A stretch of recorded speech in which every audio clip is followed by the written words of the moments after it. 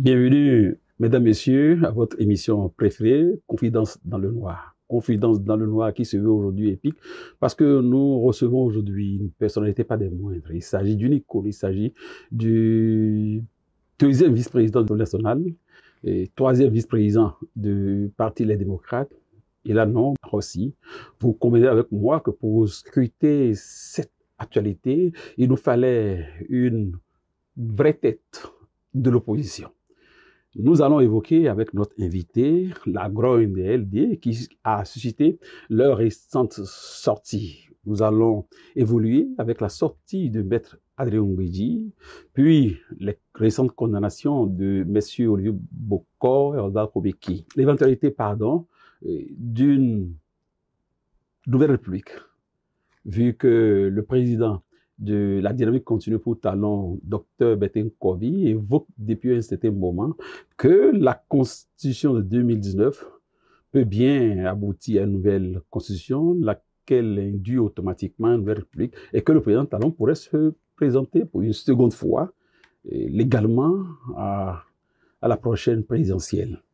Nous allons finir peut-être avec le choix du candidat LD, et pourquoi pas demander à leurs députés le candidat de la rupture qui, en dehors de Parti Talon, leur tient à cœur, du moins leur fait peur. Mesdames, Messieurs, voilà la substance de notre entretien de cet après-midi que nous animons depuis les studios. Honorable Robert Bihan, collègue de notre invité. Monsieur Arossi, merci d'avoir accepté notre invitation. C'est moi, tout le plaisir. Et d'entrée, je veux que nous évoquions pour la grogne actuelle au sein de votre parti. Qu'est-ce que vous reprochez au gouvernement pour vouloir faire des manifestations aujourd'hui? Et il y a quelques heures, votre parti a fait une sortie. Avec vous, j'aimerais que vous nous donniez, avec un peu plus de clarté, ce qui a conduit à ces décisions. Merci, M. Aboubakar Takou. Je voudrais d'abord, d'entrée de jeu, comme j'ai pris l'habitude de le rectifier à plusieurs endroits, que mon nom c'est Komlan Léon Ahossi. Basile Ahossi, c'est mon feu père, pour qui j'ai une pieuse mémoire. Paix à son âme. Une pieuse mémoire. Cela dit, bon, est-ce que les démocrates voulaient manifester? Les démocrates voulaient expliquer à leurs militants certaines choses. Les démocrates voulaient expliquer à leurs... Et puis, aller au contact des populations, ça fait partie de l'animation de la vie politique. Bon, malheureusement, ce que les autres font sans aucune autorisation, ils occupent les rues publiques. Les démocrates, pour le faire, sont obligés de faire une longue série de procédures. Est-ce que vous avez une preuve que les rupturiens, comme on les appelle, ont tenu des meetings sur des voies publiques récemment? Non, mais vous êtes un animateur de télé, vous savez. Pas sur les voies publiques, sur les places, les lieux publics. Oui, un exemple. Non, parce que moi, je connais les noms des lieux. Mais ils sont tout le temps dehors, c'est depuis un moment. Ils sont tout le temps dehors depuis un moment. Est-ce qu'ils font les formalités? C'est comme vendeur et acheteur confondus. On ne peut pas savoir si c'est fait. Mais bref, les démocrates ont voulu juste aller informer. Moi, je le fais au mono là-bas. Bon, mais je le fais au siège du parti parce que là, il y a un siège de parti bien grand qui accepte les gens.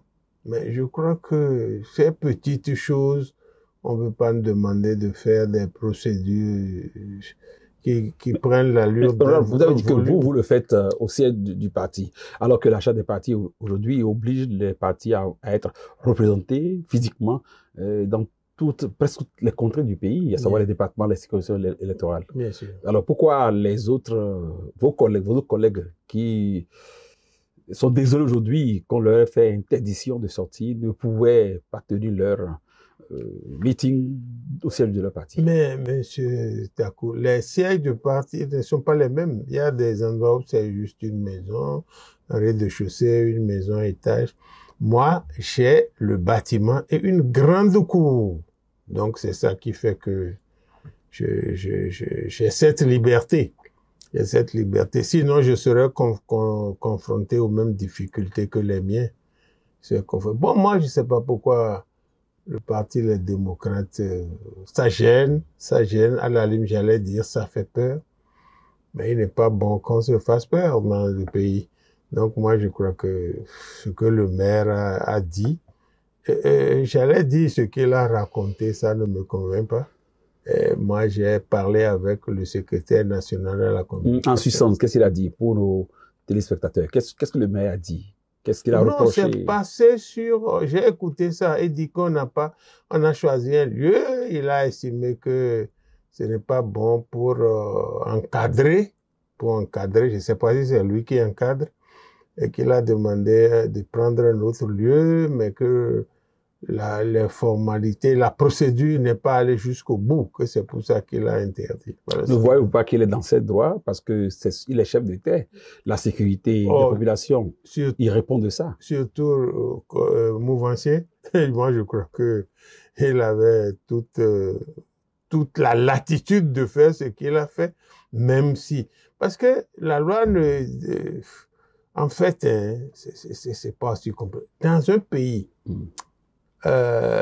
s'il n'y a que la mouvance, bon, je sais pas si on serait pas au Rwanda ou on serait Non, il n'y a pas que la mouvance. Aujourd'hui, il y a l'opposition. La preuve, moi, comme député de l'opposition. C'est pour ça que je dis qu'il faut laisser l'opposition s'exprimer, se déployer. Et comme l'a dit quelqu'un, quand on fait l'exclusion, ça amène des problèmes. On va revenir sur son cas tout à l'heure. D'accord. Ça doit être au siège du parti pour dénoncer quoi concrètement? Non, moi, on n'est pas allé dénoncer. On est allé expliquer. Pour moi, par exemple, j'ai fait la lecture du code électoral avec nos militants. Bon, et on a des activités. J'ai fait la lecture du code électoral et comment on se prépare pour les élections. Voilà. C'est pas pour aller prendre les branchages et entrer dans les rues, talons loués. Non, on a dépassé ça. C'est pas ça. Oui, tout à l'heure, vous avez voulu même me dévancer en évoquant une partie de la sortie du président Mbeki. Vous savez tout ce que cela a suscité. Vous, qui êtes une icône de la classe politique, vous n'êtes pas que de l'opposition. Quand vous avez écouté Adrien Mbeki, quel sentiment cela vous a donné? J'ai aimé. Vous avez aimé? J'ai aimé Maître Adrien Mbeki dans ses propos et à travers ses propos. Je l'ai aimé parce que, vous savez, tout le monde est conscient. Tout le monde est conscient qu'on a des prisonniers politiques. Tout le monde est conscient qu'on a des exilés politiques. Je vais vous donner un tout petit exemple d'exilé politique. Oui. Mais Djenotin, ancien ministre, on lui reproche une infraction commise alors qu'il était ministre. On devait le faire juger par la Haute Cour de justice. On l'a fait juger par la Criette. Vous voyez que c'est des choses pas bien. Mais il y a des voies de recours à ça. Oh, quelle voie de recours? Quelle est la voie de recours? Quand vous êtes devant la Criette, vous allez dire voie de recours. Non, est-ce qu'il a commis cette infraction quand il était ministre ou bien c'est bien après? Parce que des informations que nous avons reçues, il a été question d'une fuite d'informations, alors même qu'il n'est plus au pouvoir. Mais c'était pendant qu'il était ministre. Il a fait fuiter cette information? Il n'a pas fait fuiter. Bon, l'information a fuité et par quelqu'un de très proche à lui, on le lui a attribué, on a mis la pression. Non, c'est pas quand il était ministre, hein. Il était peut-être député. Non. Les faits oui. que rapporte l'information, c'est lié à quand il était ministre. Quelque chose s'est passé quand il était ministre. Mais, je crois, pour les informations reçues et étudiées à notre rédaction, que c'est la fuite, la sortie de l'information. Parce que c'est au moment de ce pouvoir que la fuite a été effectuée. Et c'est cette fuite qui est attaquée aujourd'hui devant les tribunaux. Il était déjà parti du ministère. Oui. Il n'était plus ministre. Il ne pouvait plus être responsable des informations qui sortent des ministères. Et si quelqu'un a cité ton nom, ce qui était le cas? Si quelqu'un a cité son nom, comme celui qui a usé de ses relations pour sortir ces documents. Mais c'est des trucs liés à la période où il était ministre. Non, ce débat, on aurait pu le mener devant une cour constitutionnelle indépendante. Malheureusement, on n'en a pas.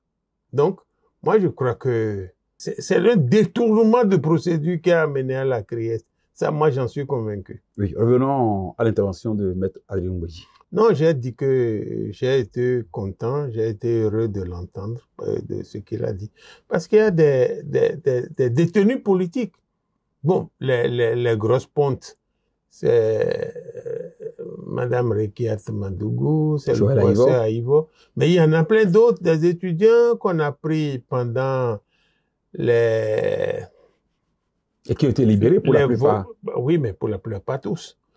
Qu'on a pris pendant les votes de 2019, de 2020, bon, pendant des trucs, des procédures d'exclusion qu'on les a pris. Moi, je crois que ce que Maître Ngouedji a dit, cela va en droite ligne de l'apaisement. Parce que... De l'apaisement. De l'apaisement. Oui, pour la députée, quand il dit que après une condamnation, après un procès et des condamnations, quand il dit de Olivier Bokor qu'il est la victime, qu'il s'agissait d'un faux complot, lui qui est avocat, qui a occupé de grandes fonctions de ce pays, est-ce que cela vous a fait plaisir, vous? Je n'ai pas entendu dire que le cas de Bokor était un faux complot. Il a dit. Non, moi je n'ai pas entendu. Il a dit qu'il y a de faux complots, qu'il y a de vrais complots. Mais il n'a pas attribué les faux complots au cas Bokor. Mais parlant du cas Bokor, j'ai écouté les réquisitions du procureur spécial. Mais je n'ai pas retrouvé la participation de Bokor à ce qu'on reproche à Houmeki, par exemple. Bon, Houmeki aurait. Mais il semble que Houmeki n'a pas les moyens et chaque fois on fait référence à Bokor. Ces cadres d'AF ou comptables sont intervenus et ont dit les montants qu'ils ont déposés au domicile de Ozar Houmeki. Est-ce que vous ne créez pas parler là comme un ami de Ngouedji ou bien un ami de Olivier Bokor? Non, je n'ai pas suivi ces aspects-là. Mais dans les réquisitions du procureur, ce que j'ai retenu essentiellement, c'est bon, Olivier Bokor et Houmeki sont ou seraient des amis. Et tout ce que Houmeki faisait, il prenait les sous chez Olivier Bokor. C'est globalement ce que j'ai retenu. Bon, maintenant, les preuves que vous apportez que... Non, pas nous. Bon. Les preuves apportées par le ministère public, le ministère spécial. D'entrée de jeu, quand le procureur spécial de la Criette a prononcé, a dit qu'il y avait... Non, même bien avant qu'il y avait complot. Bon, les déclarations sur les sommes, NCA, on a 105 millions, je ne sais plus combien sur un compte. Après, c'est NCA qui demande. Pour moi. Non, le procès l'a révélé. A révélé quoi? Oui, a révélé que, parce qu'il y a eu une vidéoconférence qui est intervenue où l'intéressé a été contacté sur Abidjan et a clairement établi et évoqué, dit du moins que M. Houmeki avait déposé 55 millions et lui a dit d'inventer une police d'assurance sur un montant de 150 millions. Donc c'est évident que le procureur, à sa première sortie, était dans ses droits et que c'est de droit que NCA et Assurance NCA et Côte d'Ivoire réagissent. Tout cela a été clarifié à ce procès. Vous ne l'avez pas suivi probablement. Dans sa première intervention, il n'a pas dit qu'on a déposé 55 millions et qu'on a dit d'inventer le chiffre de 105 millions. Il a affirmé. Non, le procureur spécial, dans sa déclaration, j'ai dit que ce que vous lui reprochez à sa déclaration, a été clarifié au cours du procès. Vous n'avez pas suivi ce procès? Bon, le procès, moi, je n'avais pas le temps d'aller au procès, puis je trouvais ça un peu dégoûtant.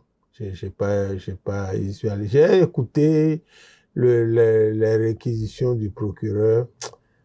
Ça ne m'a pas convaincu de ce que Bokor Olivier ait participé. Maintenant, entre ce que je pense, ce que je crois et la réalité, il y a certainement un écart. Le procès est fait, ils ont été condamnés comme tous les autres. La norme, c'est 20 ans, et ils ont attrapé les 20 ans. Bon, puis tout le monde s'attendait à ça. Il n'est pas normal que, quand la justice est mise en branle, qu'on s'attende au résultat. C'est pas normal. Mais tout le monde s'attendait à ça. La preuve, quand le procureur a requis 10 ans contre Omeki et Bouko, les gens ont tiqué. Et puis, la présidente a corrigé. Il faut les ramener dans les normes des 20 ans. Qui ont tiqué? Les gens, tout le monde a tiqué. Et pourquoi les gens n'ont pas eu un ressenti négatif au prononcé des condamnations de 20 ans? Non, beaucoup de gens ont un prononcé négatif, beaucoup de gens. Vous avez écouté les différentes interventions. Les gens ont même souhaité que la Cour aille plus loin. Mais vous connaissez ceux qui ont dit ça, non? C'est des Béninois. Mais des gens proches du pouvoir. C'est des gens proches du pouvoir. Il a dit, des gens qui ont récupéré quelque chose qu'on appelle pouvoir ces derniers temps, qui se sont mis à parler. Des gens que l'argent active, qui se sont mis à dire ces choses-là. Mais vous, comment vous jugez, vous, votre position? Vous qui êtes de l'opposition, il vous est venu d'aimer ce qu'a dit Maître Oumbédi, qui, de mon point de vue, est quand même de la mouvance. Il appartient à l'UPR.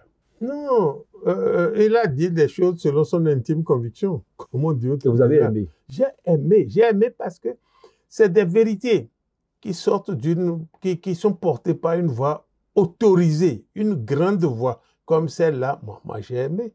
Peut-être que ça va amener... Une voix qui a...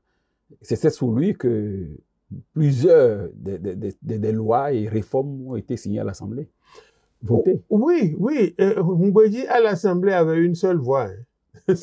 Il n'était pas celui qui votait les lois. Il avait une seule voix comme moi à l'Assemblée. Vous voulez... Et puis, sous un régime qui a tiré beaucoup de députés dans son camp. Oumbédi avait une voix. N'oublions jamais ça. Bon, selon vous maintenant là, Adrien Oumbédi, il est opposant au mouvancier. Est-ce que vous l'appréciez? Moi, je suis allé chez lui. On a discuté. Il est toujours mouvancier. Il est toujours mouvancier. Maintenant, si vous pensez que au sein de la mouvance, il ne doit pas avoir des divergences de vues, il ne doit pas avoir des positions critiques, c'est autre chose. Excluez-le. Mais non, pas nous. Non, je parle à vos amis. Je parle, voilà. Politiques. Je parle. Mais moi, je pense qu'il est de la mouvance. Et il me l'a dit qu'il ne sait pas. Et puis, il a dit au micro partout qu'il est entré, c'est pas pour sortir. Mais c'est pas pour qu'on l'empêche de respirer, qu'on l'empêche de parler. Mais néanmoins, il a ajouté qu'il se demande s'il y a réellement fusion. Non, ça c'est un débat, moi je dirais juridique. C'est un débat juridique. Je vous demande d'aller interroger Maître Oumbédi. On va faire la requête à son endroit. C'est un débat juridique. Et je crois que les grandes têtes de l'UP qu'on appelle haute direction politique, voilà la dénomination, ils doivent savoir pourquoi il a dit ça. Moi, je ne sais pas. Une dernière question, préoccupation sur le cas Adrien Oumbédi. C'est quoi cette relation, cette amitié subite et décrite, enfin, illustrée par vous, votre présence à son domicile et celle du président Boni Yayi? Non, Yayi Boni a fait le tour de tout le monde. Bon, je ne sais pas si les déclarations de Maître Oumbédi l'ont intéressé aussi. Bon, peut-être, je n'en douterai d'ailleurs pas. Mais moi, je suis allé à son domicile à cause de ces déclarations. Je suis parti lui apporter mon appui. Je suis allé lui apporter mon appui. C'est vrai qu'on a discuté d'un peu de tout. Mais quand il a fait la déclaration et qu'on lui a jeté par derrière les chiens de garde qui ont commencé à le vitrioler, qui ont commencé, comme dit Sarkozy, à le vitrifier, moi, j'avais trouvé normal d'aller lui dire, mais dans ce combat, de sortir les prisonniers politiques, de faire revenir, tu n'es pas seul. Et puis, je l'ai dit, j'ai fait une émission avec Madame Pissou. J'ai dit ça, bien avant Maître Oumbédi. Donc, il est tout à fait normal que quelqu'un qui épouse ma position sur la question, que j'aille le soutenir. Et puis, je me dis, on est On est d'accord, on est en communion, phase. en phase, voilà. Sur cette question, on est en phase. Et je dis, pour la République, les questions essentielles n'ont pas besoin de mouvance et d'opposition. Oui, ne pensez-vous pas qu'il était préférable, sinon plus sage, que Bett Mbedji, à qui le président Talon a rendu récemment une visite, ne pourrait-il pas se rapprocher de son jeune frère et de poser avec acuité la question du retour des exilés, de la sortie des autres qui sont en prison? C'était plus intéressant. Oui, mais quand le président Talon est allé le voir, est-ce qu'il y a eu un communiqué à la fin? Vous ne savez pas de quoi ils ont discuté? Vous ne savez pas de quoi ils ont discuté. Peut-être que, en mal de parler, de reparler, ben, il a voulu voir si cette méthode ne peut pas prospérer, c'est tout. Donc, quand le président Talon est allé chez lui, personne ne sait ce qu'ils se sont dit. Donc, moi, je crois que s'il se répétait ces propos-là aujourd'hui, je retournerai à son domicile encore pour lui dire bravo. Nous avons survolé la question des condamnations sans même l'avoir évoquée. Donc, je vais évoluer directement sur la question de l'éventualité d'une nouvelle république. Non, la Constitution qui a été votée, je crois nuitamment, précise qu'il n'est pas question d'une nouvelle république. Moi, je crois que dans un pays, il faut s'en tenir au test. Il faut s'en tenir au test. La Constitution dit qu'il n'y a pas de troisième république. Bon, je ne sais pas pourquoi. C'est la Constitution qui l'a dit. Oui, la Constitution l'a dit. Et je ne sais pas pourquoi des gens se lèvent pour dire qu'il y a troisième république. Quand ça va passer, ils diront qu'il y a quatrième république, qu'il y a cinquième. Mais comme l'a dit le professeur Hulot, la France serait à une 30e république. Parce qu'on a changé quelque chose. Vous connaissez le bord du professeur Hulot actuellement. Quel est son bord? Le professeur Hulot. Tout porte à croire qu'il se les joue en opposant. Non, voilà ce que les gens pensent. Quand vous dites quelque chose qui n'est pas conforme à ce qu'ils ont envie d'entendre, vous êtes d'un autre côté. C'est pas juste. Le professeur Théodore Hulot est une figure qui est reconnue à l'international, non pas par la politique. Une figure à qui vous avez reproché, il y a environ une dizaine d'années, son calcul de 39 ans plus un jour égale 40 ans. Oui, ces choses-là sont derrière nous. Ces choses-là sont derrière nous. Mais entre notre présent. Oui, mais écoutez, c'est parce qu'un jour, il a fait une faute qu'aujourd'hui, il faut qu'il avale toutes les couleuvres. Moi, je ne raisonne pas comme ça. Il donne son avis technique. Il y a de grandes personnes qui sont connues à l'intérieur et puis qui ne veulent pas se défigurer en acceptant des choses qui ne sont pas la norme. J'ai entendu un grand juriste dire, je suis technicien, je vous donne l'avis, on devrait faire telle élection avant, et puis telle autre, parce que la Constitution n'a pas fait ça, et les gens se mordent les doigts. Mais j'ai vu Robert Dessous, et puis j'ai lu sur hasard quelqu'un a dit Robert Dessous lui a cassé la gueule. Non, Théodore Hulot aujourd'hui ne peut plus dire des choses qui le défigurent. Donc il dit, moi je trouve que c'est un technicien, comme on dit en médecine, c'est un technicien supérieur. Il donne ses impressions sur certaines choses aujourd'hui. Bon, maintenant, si on doit retourner au passé de chacun, cher ami, les gens qui pensent être propres, très propres aujourd'hui, si on retourne dans le passé, c'est pas bon pour, ce n'est bon pour personne. Oui, vous avez écouté le docteur Bettencourt sur la question? Non, Monsieur Takou, oui. Je voudrais vous dire que j'évite de l'écouter. Donc, il y a eu un pasteur, un autre qui est juriste de formation, 7 ans à l'université, rien que consacré au droit. Il avait écrit un livre sur les incohérences de la Constitution de 2019 et lui aussi a reconnu que cela débouche inéluctablement à une nouvelle Constitution.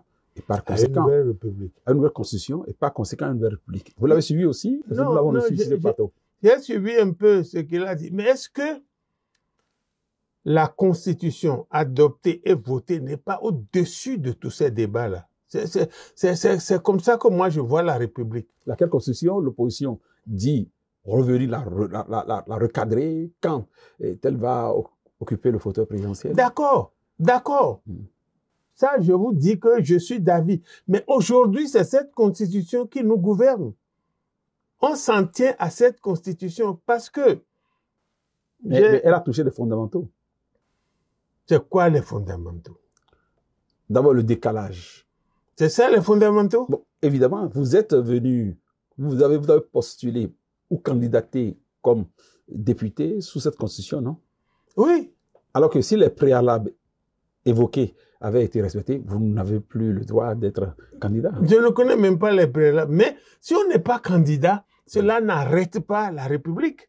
Si on n'est pas candidat. Mais je dis, si le test de la Constitution nous interdisait à nous, démocrates, d'être candidats, on ne serait pas. Mais en 2019, on n'a pas été candidat. Le ciel a continué de tourner autour de la terre. Maintenant, si on a interprété, construit des phrases pour qu'on empêche l'opposition, nous allons protester. Mais la République va continuer de tout. Ce que je dis, je concentre ça autour de la République. La Constitution, rien que la Constitution. Oui. Si la Cour constitutionnelle, qui a été saisie de plusieurs recours, dit aujourd'hui que, compte tenu des grandes modifications subies par nos fondamentaux, qu'il y a question d'une nouvelle République. Non, j'espère que la Cour constitutionnelle ne descendrait pas jusque-là. Mais si elle le dit, qu'est-ce que nous pouvons? Nous allons respecter, nous allons contester, mais la loi reste la loi. La loi reste la loi.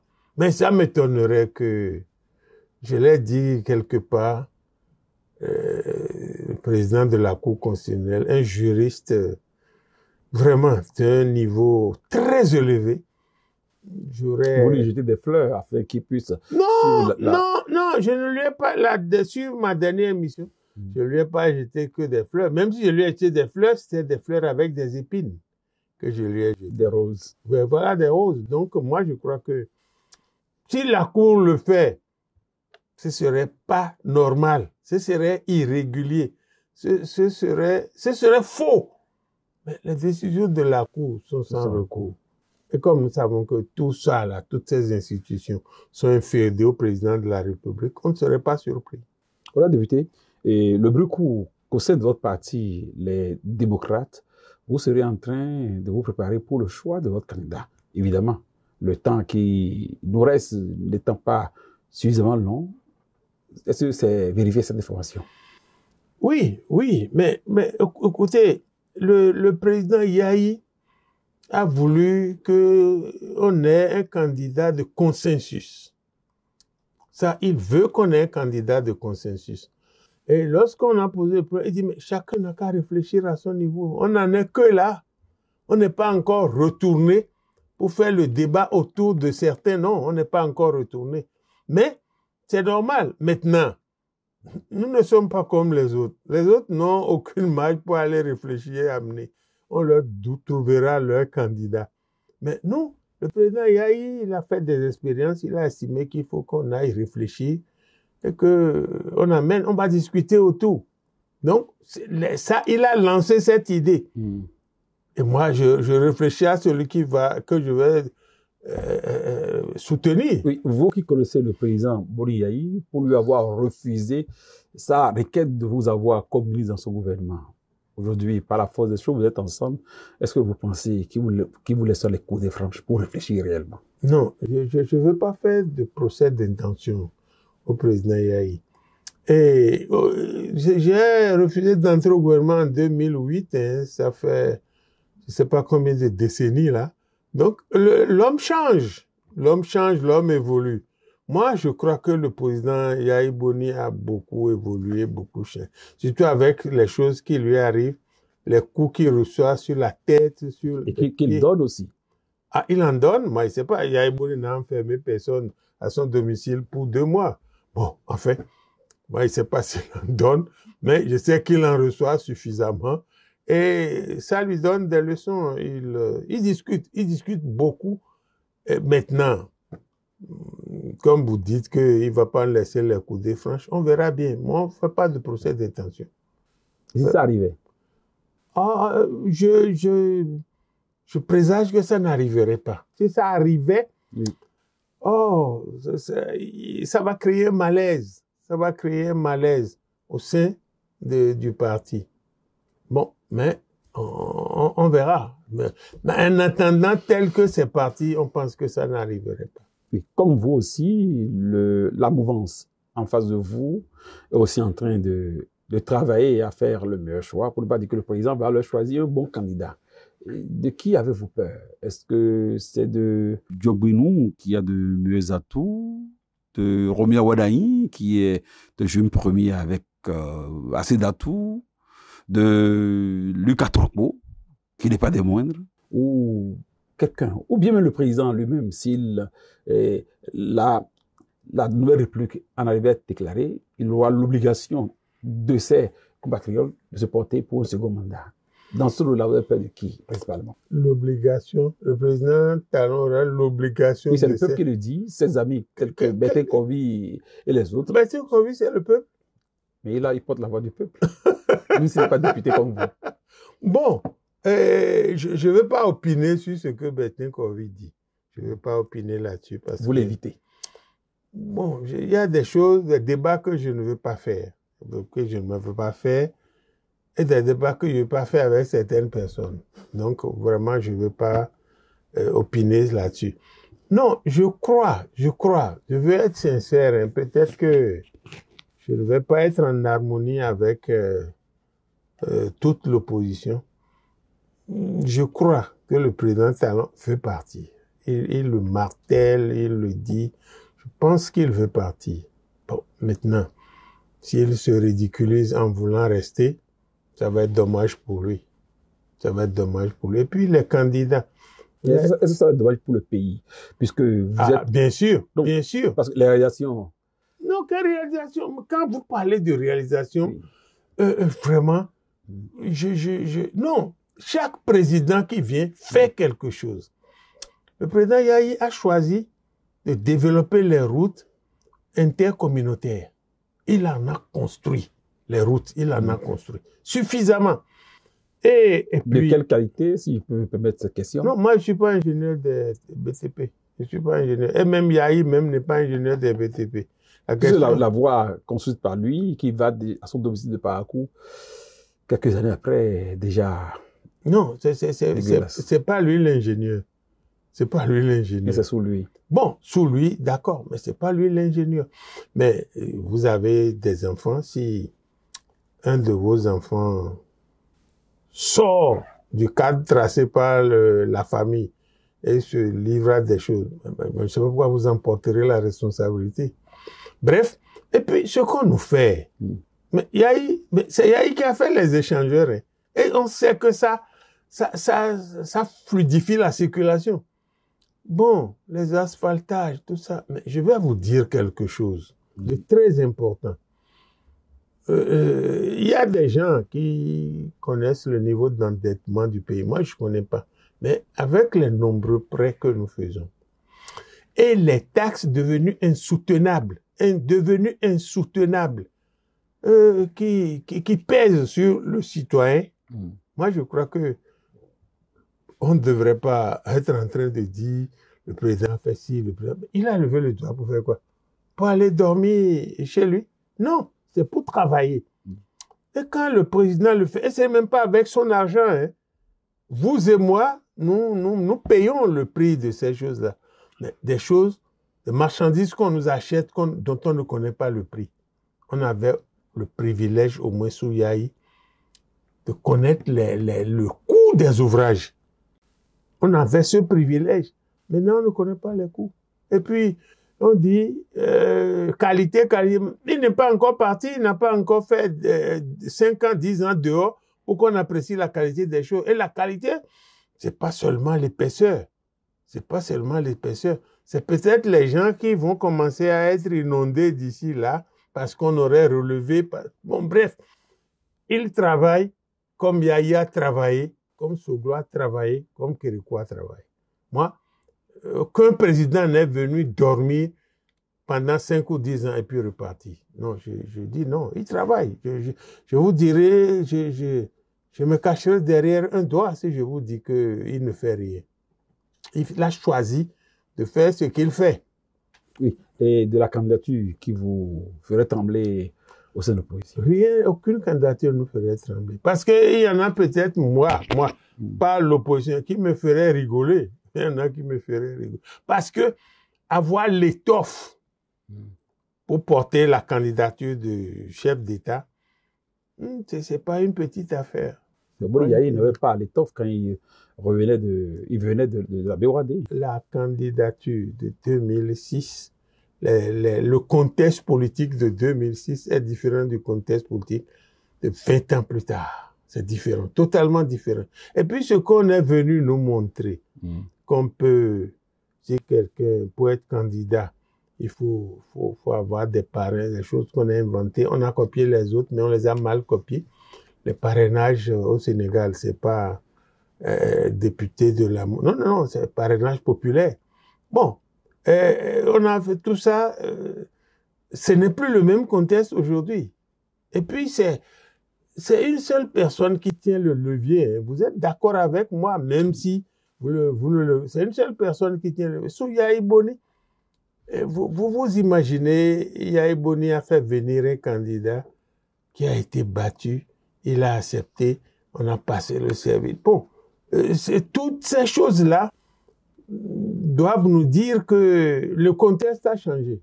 Aujourd'hui, je ne sais pas si les gens sont dans la dynamique de cette ferveur. Je ne sais pas s'ils sont dans cette dynamique. Mais si nous allons aux élections, que nous battons, que nous gagnons, on va leur imposer notre victoire. S'ils gagnent, on accepte leur victoire. Oui, nous sommes dans l'esprit de confidence dans le noir. Et pour vous, qui serait le meilleur candidat pour les démocrates? Ça, c'est Léon Komlan-Ahossi. Ah, le meilleur candidat pour les démocrates, c'est Léon Komlan-Ahossi. L'âge ne vous a pas folklore? Oh, j'ai provoqué une révision de la Constitution. Je vais provoquer une révision de la Constitution. Non, moi, non, je pense à certaines personnes qui forcément ne sont pas les meilleures, mais quand on va confronter, pourquoi je pense à Pierre? Pourquoi quelqu'un comme Achadé pense à Paul? Quand on va confronter ça, je vais dire à mon gars, ben, toi tu as voulu, mais voilà, tel qu'on m'a décrit l'autre, tu ne peux pas être choisi contre lui. C'est pour ça, il ne faut pas venir sur un plateau dire c'est Paul, c'est Pierre que je soutiens, non. Mais il y a une rumeur, une grosse rumeur qui fait état d'une candidature de Kémi Séba supportée par votre parti. Est-ce que ça a été discuté au sein de votre parti? Mais je crois que le parti a fait un communiqué. Est-ce que Kémi Séba est membre du parti? Ça, non. Moi, je ne sais pas. Non, je ne sais pas parce que les adhésions sont libres. Lui n'est pas dedans. OK. Mais heureusement que vous avez accès à tous ces documents-là. Ensuite, bon, moi, il ne m'en a pas parlé, donc il ne peut pas être celui que moi je vais proposer. Monsieur Kémi Séba est dans son combat, que du reste, je vois et que je ne condamne pas. Je ne condamne pas. Il se bat. Mais il ne m'a pas dit qu'il veut être candidat. Moi, il ne peut pas aller... Peut-être qu'il a discuté avec le président du parti, quand le Dr Boriaï. Quand on va se retrouver, le président va nous dire qui lui pense pour être candidat. Et si c'est Kémi Séba, bon, ça va susciter de grands débats, je sais. Parce que avec tous les cadres et tous les gens qui sont candidatables, et puis qu'on aille chercher quelqu'un parce qu'il est populaire, tout ça, on va faire... Je vous ai posé la question pour voir l'attachement que vous avez au test par rapport au code électoral. Parce que à lire les exigences du code électoral, quelqu'un comme ça ne peut être parachuté pour être candidat d'un parti régulier tel que le vôtre. Pourquoi vous pensez à ça? Le chef de l'État est membre de quel parti? C'était avant. Non, c'est bon, mais la Constitution. Et puis le code électoral, ça se résume à quoi? Leur code là, ça se résume à quoi? Votre code, parce que vous êtes à l'Assemblée quand ça a été voté. Oui, vous avez raison, j'endosse. Bon, mais c'est la loi de la majorité sur et contre la minorité. Bon, le code, c'est tellement tortueux, les conditions. Vous avez vu, par exemple, les conditions de parrainage. On se retrouve à 27, quelque chose, donc 28 députés. Mais on fragilise si jamais quelqu'un, sur un coup de tête, refuse de donner, les LD n'iront pas aux élections. Il y a la discipline du parti, donc il n'y aura pas de coup de tête. Oh, quelle discipline! L'UP est Mbeki. C'est ça, c'est la discipline du parti. Quand on a son intime conviction, moi, le jour où j'aurai mon parrainage, j'irai le déposer au secrétariat administratif du parti. J'irai le déposer le même jour. Pourquoi? Oh, c'est le parti. Non, les tests là, on a le truc, mais c'est le parti qui doit gérer tout ça. Bon. C'est pour renforcer l'esprit du système partisan que vous avez appelé depuis des années, en politique. Est-ce qu'il y a un système partisan là maintenant? Vous avez vu un système partisan? Nous le lisons. Un système partisan ne peut pas être piloté par un individu. C'est pas ça. À l'union fait la nation. Je rends toujours hommage au président Bruno Amosso parce que il voit loin. Il voit loin. Il est assis, il voit loin. On avait commencé ce regroupement. J'ai été nommé responsable de la cellule qui devait discuter avec ceux qui viennent. J'ai discuté avec les gens du FDU, on a discuté avec les gens de Faalafia. Le professeur Biabigo était venu. Le ministre Maouyo Kakpo était venu. On a commencé à échanger. C'était libre. Mais maintenant, quelqu'un a créé ses affaires. Omeki dit c'est Boko qui est le meilleur profil. Paf, on le jette dehors. J'ai commencé à lire sur les réseaux sociaux que c'est à Dambi, le pauvre. Paf, on l'a jeté dehors. C'est ça? C'est à ça que se résume le système partisan. Mais il faut laisser les gens parler. Le moment venu, à Dambi, on a beau parler de... Si on ne lui donne pas les parrains, il va faire quoi? Il ne peut pas être candidat. Au lieu de dire, dès qu'on peut candidat, paf, quelqu'un se lève, il jette. Mais est-ce qu'on a un système partisan? Est-ce qu'on a ça? À Dambi, on le jette du bloc républicain, on le jette du gouvernement. Je ne sais pas si lui-même a dit qu'il est candidat. Je doute. Non, jamais dit qu'il est candidat. Alors, parce qu'il est d'une certaine facture politique à Dambi. C'est pas chose là. Mais les autres commencent à dire, et voilà tous les coups qu'il a. Il a reçu des coups de matraque en bois, en fer. Mais, honorable député, vous vouez une admiration à toute épreuve à Maître Mbeki, à Bruno Amosso, qui sont de la mouvance. Ne voyez-vous pas que c'est un peu suspect? Quelle suspicion? Ce que je vous dis là, que je dis sur la place publique, ça doit enlever tout ça. Et puis j'ai même dit que j'ai des amitiés avec Boko Olivier. J'ai dit ça sur un plateau. Boko Olivier a traversé des épreuves dans lesquelles je me suis retrouvé avec un autre député dont je tais le nom. On l'a aidé à fuir le pays parce que le président Yahi voulait le prendre.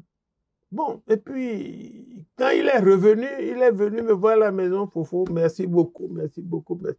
Bon, je dis ces choses-là, mais ma position relève de mon intime conviction. Oui, et à cette intime conviction, on est beaucoup après les condamnations. Pour vous, il n'est pas coupable, victime ou coupable?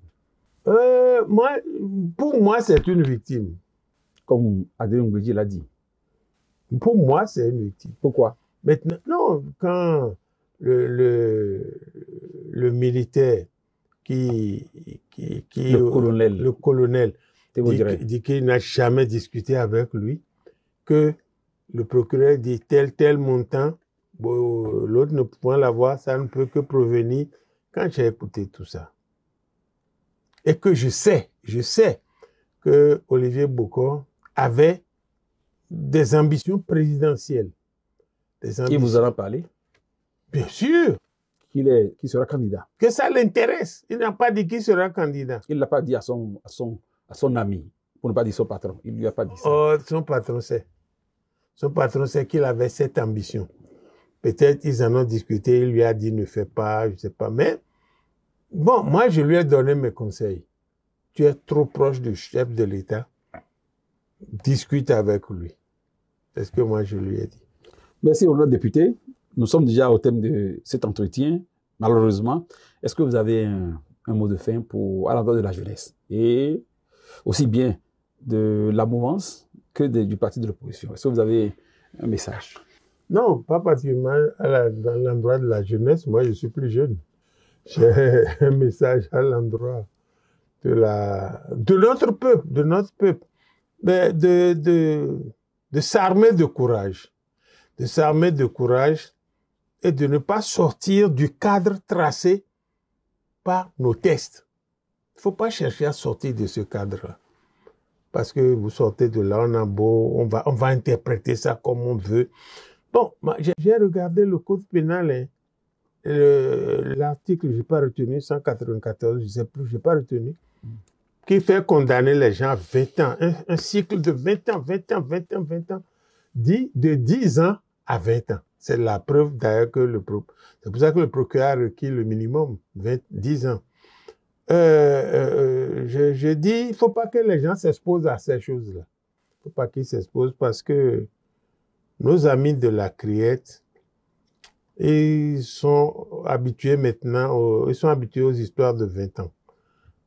Moi, je voudrais Ils donnent souvent aussi 5 ans, 2 ans, ils en donnent. Non, pas ça, c'est les gens qui ont volé le poulet dans le quartier. Encore qui ne jugent pas ceux-là, la criette. Oh, c'est une façon de schématiser les choses. Quand c'est un débat qui intéresse le patron, vous verrez, faut reconsulter les trucs. Et puis aussi, je vais leur lancer un appel que le juge rend les décisions selon son intime conviction. Je ne sais pas si leur intime conviction, c'est 20 ans toutes les fois. Mais ces choses que nous faisons, avant d'être magistrat, avant d'être politicien, avant d'être douanier, avant d'être journaliste, nous sommes des hommes. Nous sommes des hommes. Et les choses qu'on nous oblige à faire et que nous faisons et qui n'accrochent pas notre intime conviction, nous reviendrons en face pendant nos vieux jours. Chers téléspectateurs, pardon, merci de nous avoir suivis. Vous avez suivi l'entretien. L'honorable député est très admiratif de M. Bruno Amosso, Adrien Ouidi. Cela dit ce que cela dit. Il invite les Béninois à être très courageux. Il n'a pas reconnu, contrairement au verdict de la Cour, M. Bokor coupable. Il dit qu'il est son ami. Vous avez suivi le tout. Nous vous remercions de nous avoir prêté vos oreilles si attentives et vous invite prochainement à nous suivre tout en gardant votre santé. C'est pas parce qu'il est mon ami que je n'ai pas reconnu. Laurent intervient, il a dit qu'il, c'est suivant les faits, voilà. Il a dit qu'il n'est pas coupable. Espérons que son intime conviction soit celle des autres. Madame, Messieurs, merci de nous avoir suivis.